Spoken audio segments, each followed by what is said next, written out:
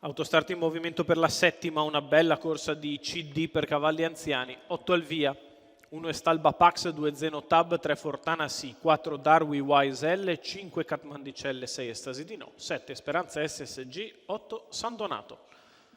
Autostart in accelerazione. Partiti. È veloce, Estasi di No nei confronti di Darwi Wise L, mentre è partito con cautela Catman di Celle. Insiste Estasi di No all'attacco di Darwi Wise che non vuol concedere strada e alla fine Darwi Wise L rimane al comando nei confronti di Estasi di No che parcheggia seconda. Terzo in corda è Estalba Pax, di fuori Catman di Celle che progredisce. Poi Esperanza SSG, quindi San Donato, e alla retroguardia rimane Fortana Sì. 400 metri iniziali in 29,2 con al comando ora Catmandicelle che sfila a condurre nei confronti di Darwi Wise L.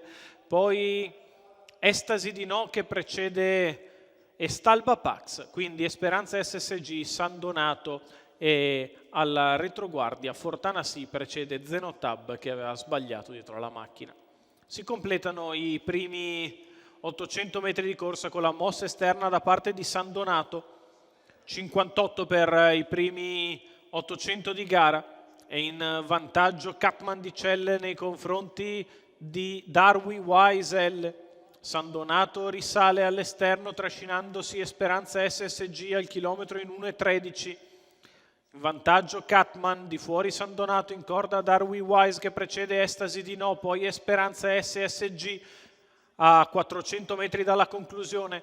A retta opposta alle tribune in accelerazione, addirittura 13,9 il parziale per Catmandicelle che è in netto vantaggio nei confronti di Darwi Wise L e di San Donato, poi Estasi di No ed Esperanza SSG. Quando siamo all'ingresso dell'addirittura d'arrivo e Catmandicelle è in netta evidenza nei confronti di San Donato che prova a scavalcare Darwi Wise L, poi Esperanza SSG in netto vantaggio Catmandicelle che nel finale viene a vincere su San Donato. Al terzo posto finisce Esperanza SSG. 1,12 spaccato per il successo di Catmandicelle. Vincenzo Luongo per il training di Gennaro Casillo, i colori della scuderia Futura 2000. Il figlio di Bold Eagle che riprende la sua suite vittoriosa, vince netto in percorso di testa.